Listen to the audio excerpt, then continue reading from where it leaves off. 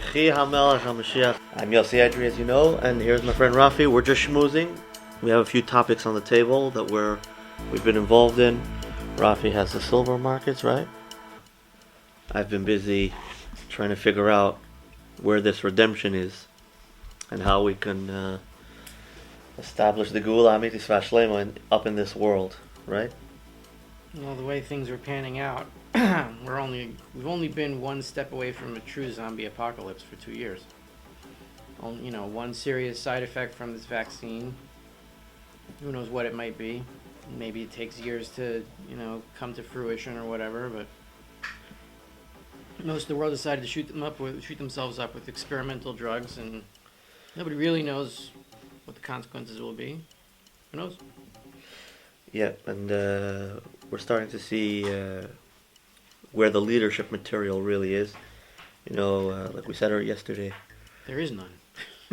I mean, we're talking. There is a very, very 1 out of 1,000, is a leader, which is, I guess, the Teva B'nai Adam. Not everybody is made out of the same. Shlomo says one in 1,000 men he found, but 1 in 1,000 women he couldn't find. Ah, okay. So 1 in 1,000 men he found. No homo. Because he definitely found 1,000 women, that we know. But he couldn't find, what he was looking for was certain character traits of trust, leadership, and so on. Let me just give you a recap of what I've been up to. I told you, spoke to Rabbi David Bar Chaim, and he was part of the Sanhedrin 15 years ago, and we had a talk today, 3-4 hours, and we spoke about everything related to the Sanhedrin, and he was almost mad at me when I even mentioned that we're trying to do something in that vein. And he had a lot on his chest to tell me about the 8 months that he was a translator between a few professors and the test run of the Sanhedrin back in the day. But there were a few players that did not allow the Sanhedrin to become what it should be back in the day. And me and... This is when Steinsaltz was on it? Possibly, yeah. Me and Rabbi David agreed on those specific players that don't understand how logical the Sanhedrin really is. It's really a logical and practical solution to our existence in this world. Al pi din, al pi Torah, according to what our eyes see. In other words, the Sanhedrin is a very practical application to practical issues. But it would need to be headed by a figure that could unite theoretically everyone, and like Moshe Rabbeinu was the head of the first Sanhedrin, so to speak, and he could obviously unite everyone. Last time they tried to start it up, I think. Was it in the 16th century or 15th century with Yosef Karo as the theoretical head, and he almost did it. He was able to almost do it. He wrote the Shulchan Aruch. But, I think the Gedolim of Yerushalayim stopped it at that point. But the last figure that could even come close to uniting any significant amount of Jews was Ovadia Yosef, and he's dead. There's nobody. There's no figure that isn't polarizing, extremely polarizing. That so we have being a leader. There's nobody there, and if you start a Sanhedrin with only polarizing figures, you can have 71 whatever people, and no one's going to pay attention to it. So there's a plus and a minus of the way things are going right now in Yemais Mashiach, which is that on one hand there isn't any leadership figure, like you said. On the other hand, we have a lot of small, incremental leaders of smaller communities, each in their niche community. But there's another element to the times we're in, which is Pnei Adarka Pnei HaKelev, which is that the leaders run after where the people are going. And we're the people. So we're going to decide where we want to go. And if the leaders are interested in being part of it, that's fine. If not, we're going to create new leadership material, which is very easy, which is something that is not a problem at all. So hopefully we'll be able to create a narrative and create enough of a foundation so that the leaders and the leadership, if they want to join, it's going to be their loss not to join. And of course, even within leadership, this is really going to be a test of character for all those leaders. Because again, if we're going to have leaders that are polarizing, leaders that are not what do they call them? They're not game players. They're not. They don't play along. They're not team players. Mm-hmm. Then it's going to become very clear who they are, what their agenda is, and that they're not getting the point. They're not getting the memo. They're not compatible. If you're going to be part of the Sanhedrin, whether you're a Chabad, you're Sephardic, you're Ashkenazic, you're Temani, you're Kippas Ruga, it doesn't matter what your affiliation is. You have to be ready to understand that you're joining a pool of so much diversity that if you're not ready to be diverse, you're going to have a very hard time. You have to be very complex. You have to have an opinion. You have to have a lot of bitachon atzmi. You have to have a lot of self-confidence. Because you're going into a group where now 70 people that are all coming from different corners of the world, each with his own minhagim, each with his own preconceptions, each with his own chinuch. Now you're coming together. How do we say Kaddish? How do we daven? What's the nusach? Do we eat kitniyas? Do we not eat kitniyas? I think those are we wearing? Those are the dumbest questions. 1 second. I mean, are we doing Carbon Pesach in Yerushalayim or not? Even that doesn't matter. What if the question, like when two people have a dispute, how do we resolve it? We want to go back to the actual halachic judicial system where people pick their own judges, and you have all this corrupt.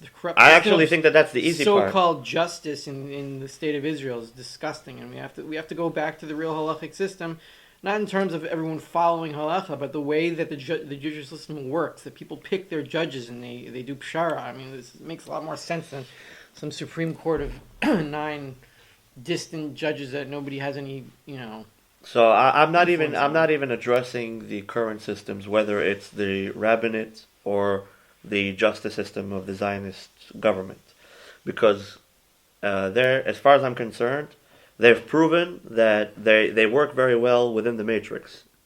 They are part of the gullus that we are in. If they weren't, they'd be taking us to the Geula. Instead, we're just getting anxiety because of them. We're not having yogain va'anocha, like we say in Ashiva Sheftenu Kivarishayna. If we get the judges back, the yoyatzenu and the advisory board back, kivatchila, v'haser mimenu yogain va'anocha. They're not helping with that. When people have issues, the last place they want to go to is court. If you want anxiety, you go to court today. If you want anxiety, you go to the Rabbanut. You don't get your anxiety off. The Sanhedrin is everything that's missing in Judaism, in government, in your family. The Sanhedrin is everything that's missing. This is the mixed martial arts. This is the MMA of what society, intellectual society right now. And it might not be called Sanhedrin off the bat because maybe some Rabbanim that want to join, they don't want to ruin their reputation just because they joined our little chavura. There's also going to need to be training as far as the Yoyatzim, the advisory group, which boils down to Sheva Mitzvahs B'nai Noach, and that's the gateway that they start from in order to be able to understand, because they need to understand the morals, the ethics of Judaism, which would start with the Sheva Mitzvahs B'nai Noach, and that would be the gateway to the rest of the Torah. Because if you break the Sheva Mitzvahs B'nai Noach down... Speaking more practically, if you're really interested in starting something called Sanhedrin or whatever it's going to do, then what you can do is immediately disqualify a huge chunk of people. Anyone who gets a tax-based salary, anyone who works for the state, anyone who encouraged this Mengelian vaccination program, anyone who was pro the Green Pass, anyone who had any nogeh b'davar on this issue should be disqualified from basically anything. They're the Erev Rav and they cannot be trusted. Well, the reason, I understand what you're saying, but I'm hesitant, and I'll tell you why. Because a lot of Rabbanim are just not as well informed, or they kind of they're so used to groupthink, and they're so used to being dragged after whatever's happening, that they didn't even bat an eye. By the time they realized that they signed it, like there's a lot of Rabbanim that signed up Piskei Din, and they're regretting it every day since.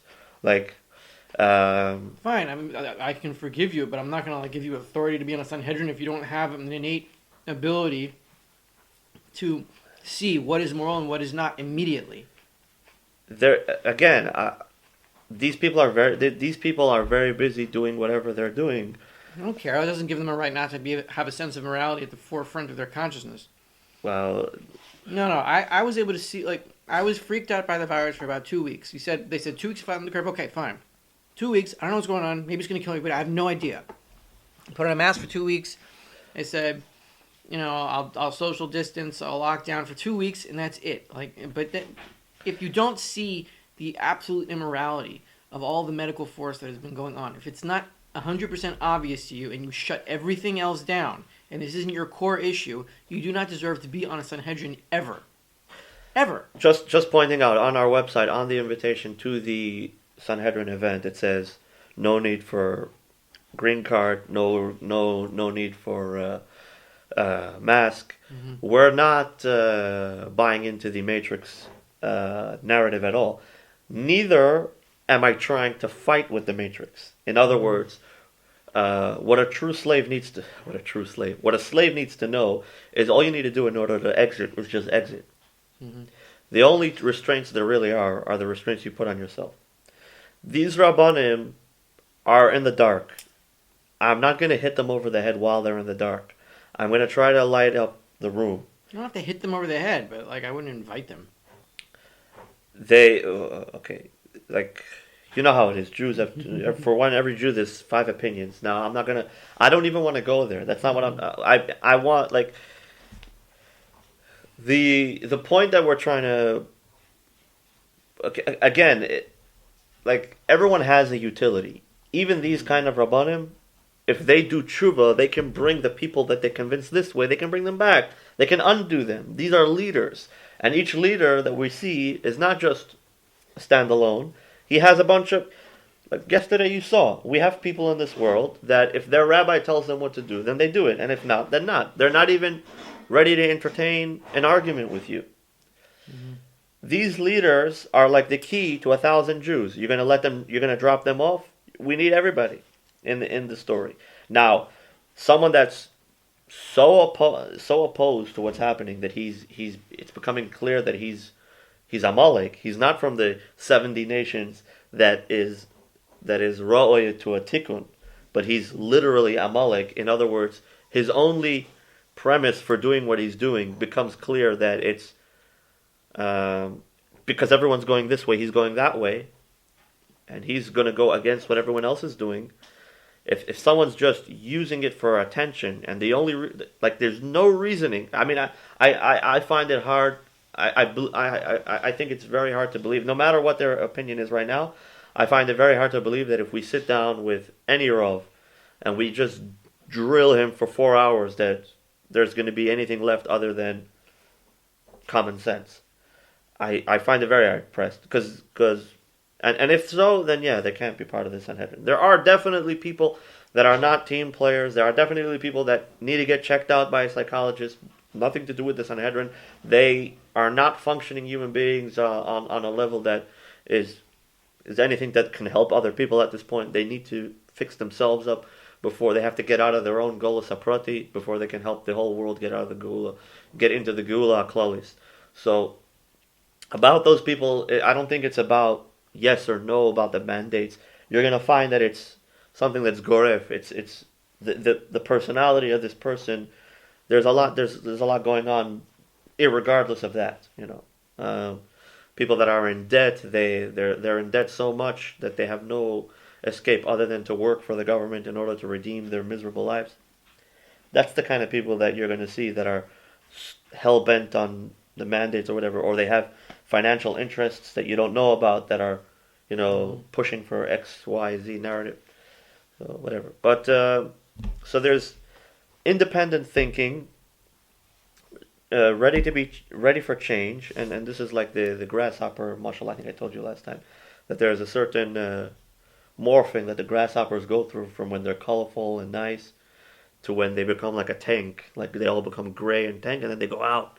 They go out and they just, that's like Makas Arbe, they go out and they do a purge on a country, and they just gobble up everything. So there's that point when Am Yisrael needs to say, if we just keep this going, then not even 100 years pass, and you have another guy, this is going to continue. If we don't bust in the Sanhedrin right now, if we don't crash the Geula into this miserable matrix, if we don't get on board, it's pikuach nefesh every minute that the Sanhedrin doesn't exist. Call it whatever you want, understand it however you like. Every minute that we're under the Malchus Harisha, we are in a situation of pikuach nefesh. That's how important it is. Every time you see a video of the cops beating some guy up, asking people for papers, please, and so on, it's pikuach nefesh. The cops are becoming a tool of the government. The government is a tool for the unknown hand of evildoers, and whoever has and the highest bidder, that has an agenda against humanity and Klal Yisrael. So we need to understand that the Geula is not something that we can delay. If the last few years didn't prove that, then nothing will. There's always going to be the Yidden that are going to die in Makas Choshech, the darkness. The darkness, Ein Ani Ela Badas, and Ein Ur Ela Tera, Tera Ur. So there's always going to be those that die in darkness of the mind, darkness of the Geula. And the reason they died, by the way, is not because they couldn't leave, it's not because they were discombobulated. They would have, if they wouldn't have died in Makas Choshech, they would have physically stopped Bnei Yisrael from leaving Golus. Because we had Yidden that left, and they were complaining and whining all the way to Eretz Yisrael. But at least they left. At least they were ready to follow Moshe Rabbeinu out. But there were Yidden that became, the Golus did such a bad number on them that they became part of the problem. They became the gatekeepers of the matrix. So we're not dealing with that, hopefully. We're hopefully going to be dealing with the light. And I want to talk about the Rambam for a few minutes. Okay. I want to talk about Moshiach. I want to talk about Lubavitcher perspective. I want to talk about other people's perspective. And this is something that Rabbi David Bar Chaim spoke about with me. And as a Lubavitcher, you need to learn halacha. I mean, if you're gonna try to make a Sanhedrin, and if you're gonna try to make a minui melech, and if you're gonna try to make a binyan beis b'chira, you have to understand the situation. You cannot avert the facts. Okay. You think it was going to come because we're going to put together a Sanhedrin, which is going to name a king, and that's going to be much? I don't see that happening. If we are now putting our chips on the Geula bet, yeah, because we have no other table to put our chips on, right? And we're done playing around with Paro's little schemes, right? And we're done building Pisah and Ramses and these pyramids that are sinking into the ground, right? So if we're going to do that, we have to understand 100% what we're getting ourselves into. And luckily for us, the Rambam's psychology, the Rambam's way of thinking was a Geula psychology. He was not thinking in Golus terms. He put everything down for today, for right now, for when we're sitting here and we're like, oh, you know what? Nim aslanu me'agalut. There's a couple million Jews in Eretz Yisrael. Let's get this going.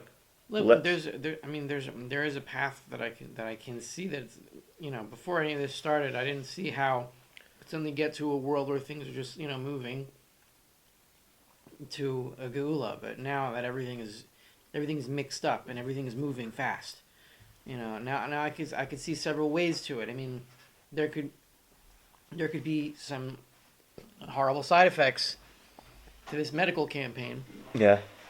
That would affect, maybe 60-70% of the people in Israel, and then, somebody emerges from the political system and says, look what these people did to you, and totally shifts everything. I mean...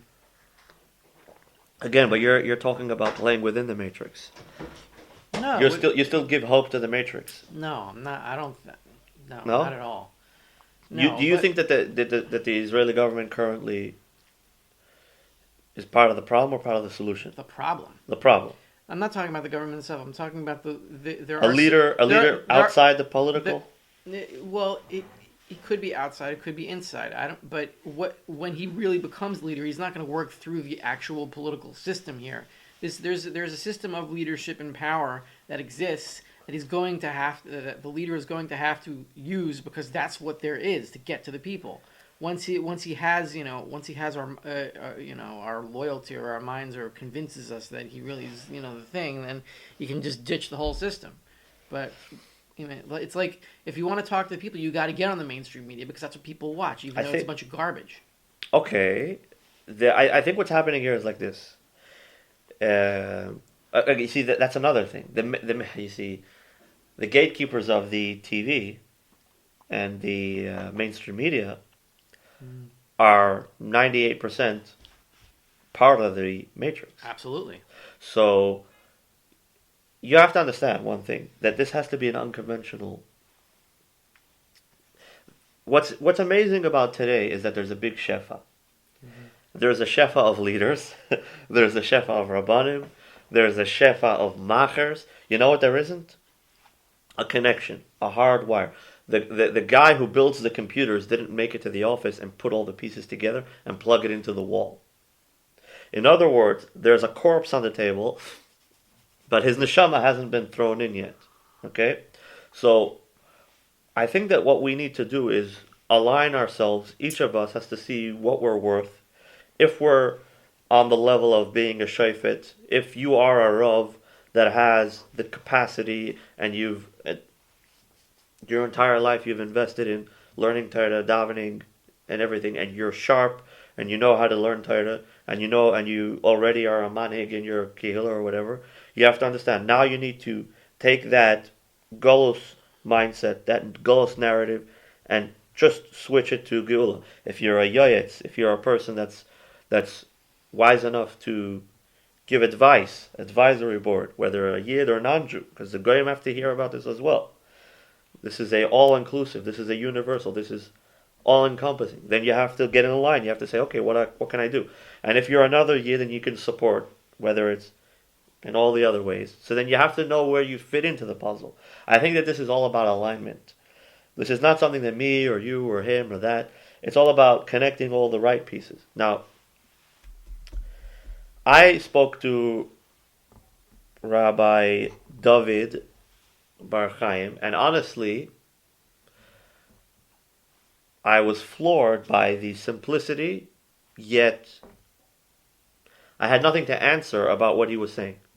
And I'll tell you what he said. He told me, look, Shalish mitzvahs nistzavu Yisrael b'shas knisasam la'aretz lamanis lehem melech shenemar seim tasim alechem melech. Now, there's a way to make a melech. You get a ein ma'amidid melech el al pi beis din shel shivim zkenim v'al pi novi. So far this is just a melech. Minui melech kaidem lemilchemes Amalek, right?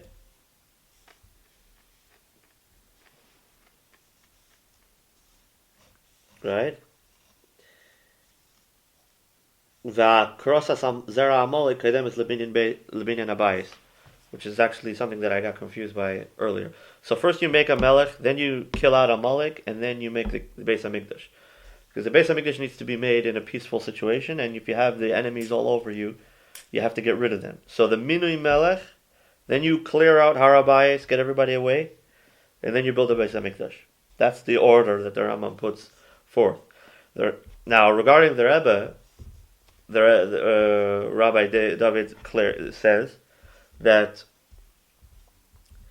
he says that a melech, according to this recipe, needs to be b'shas knisasan le'eretz Yisrael, la'aretz. So a melech has to be when Yisrael is going into Eretz Yisrael. So b'pashtus, al pi pshat, the melech has to be in Eretz Yisrael. Now, the question, you could say, well, the Yidden can go into Eretz Yisrael, and then you can be Mimanei melech somewhere else. Now there has been a Khuzarian king that was considered a Melech Yisrael, I guess. I don't know if it was halachically considered a Melech Yisrael, but he was some kind of Melech Yisrael. So there was a situation historically. I have to look into that. But the Pashtus, he tells me, the Rebbe, if you want to say the Rebbe is Mashiach or a Melech HaMashiach, then you have to have a Melech B'Yisrael that's Memuna al Yedei Sanhedrin and al Yedei Navi. So you can say that the Yidden went into Eretz Yisrael and the Rebbe was Memuna al Yedei Sanhedrin. I mean, not a Sanhedrin Mamish, but there were more than 70 Rabbanim that signed the Psak Din that the Rebbe is Mashiach. Regarding a Navi, it's clear that the Rebbe himself was a Navi. Was there a Navi that... I just want to make clear, I'm not part of this. I'm not part of this, I'm not this. Anachnu danim. We're talking divrei Torah, you can call it.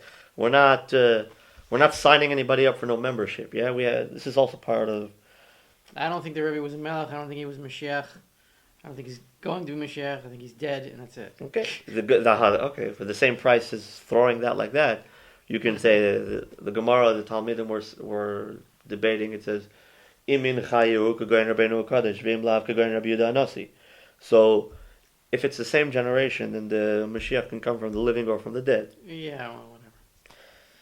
This is what you're trying to do. You're trying to bring the Rebbe back by making a Sanhedrin. Is that the plan? It's not. No, that's not even the plan.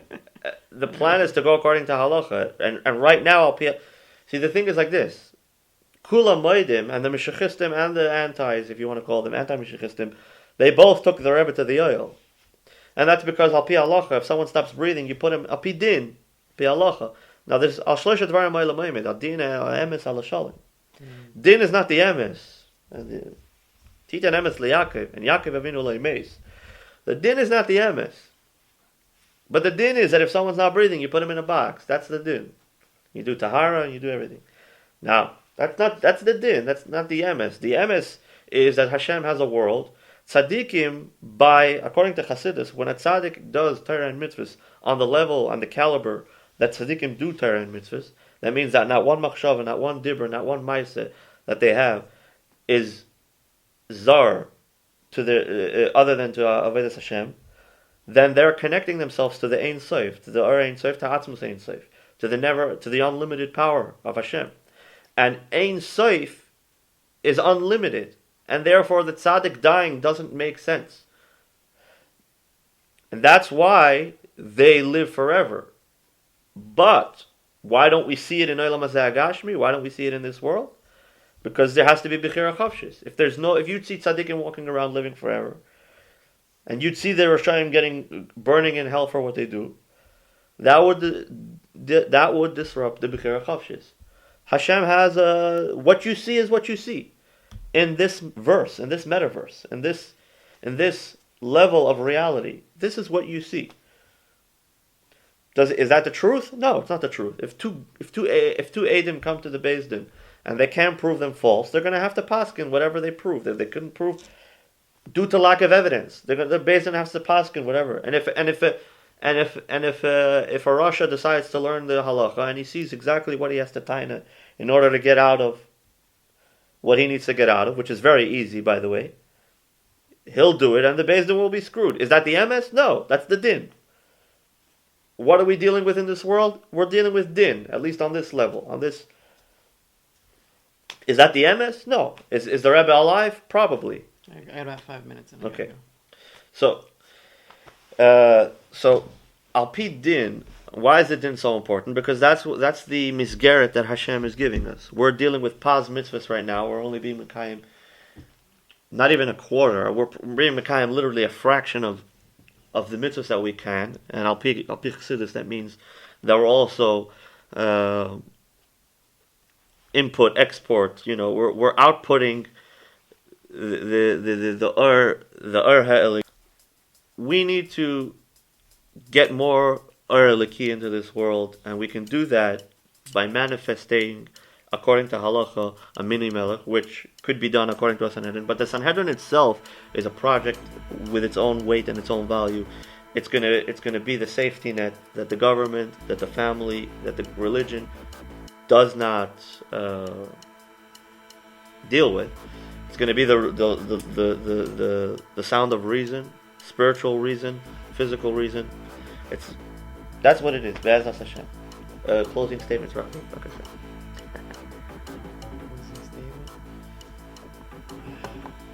What do you think the main obstacle for a typical Jew regarding this whole topic would be, psychologically?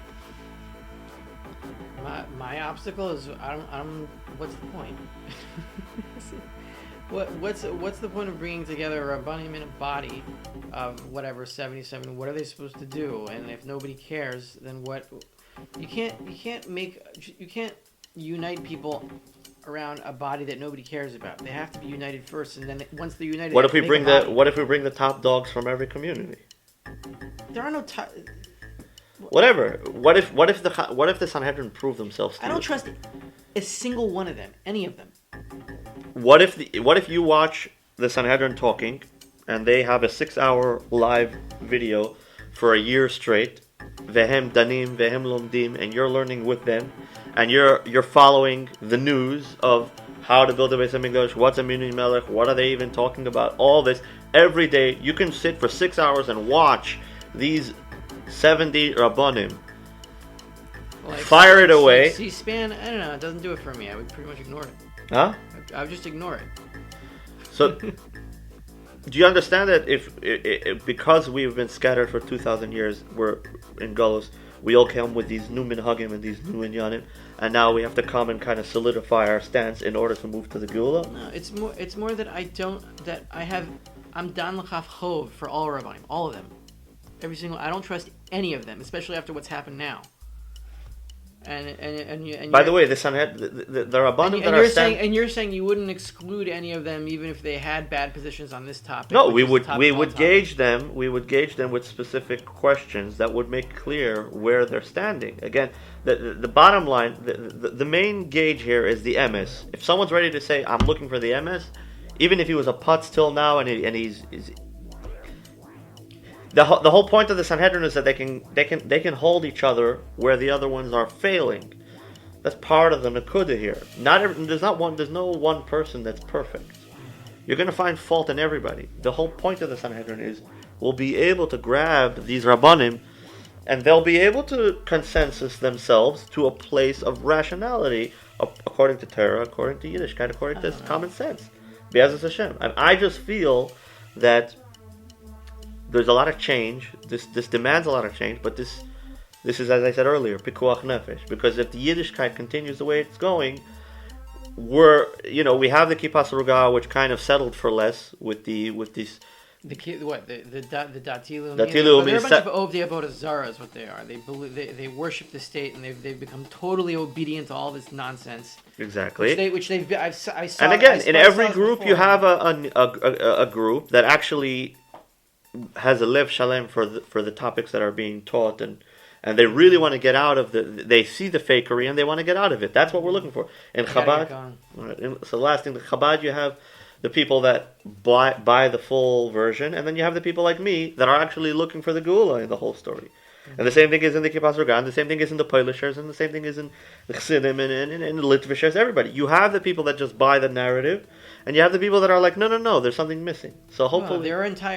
many times there are entire sections of the people that get blasted out of history, like the Tzdukim and the Karaites and the Isiim. They were all just lopped off during the Roman period. I mean... before they had the Shomeronim, they're also lopped off. They still. How are you comparing that to now? I'm saying that there are all these groups. I don't think any of the leaders of the Datilumi. I think they're all going down, all of them. By the way, I just want you to know that the type of material that the Sanhedrin Rabbanim are going to be is not what you're thinking of in the typical. It's a different breed. That's what I just want you to know.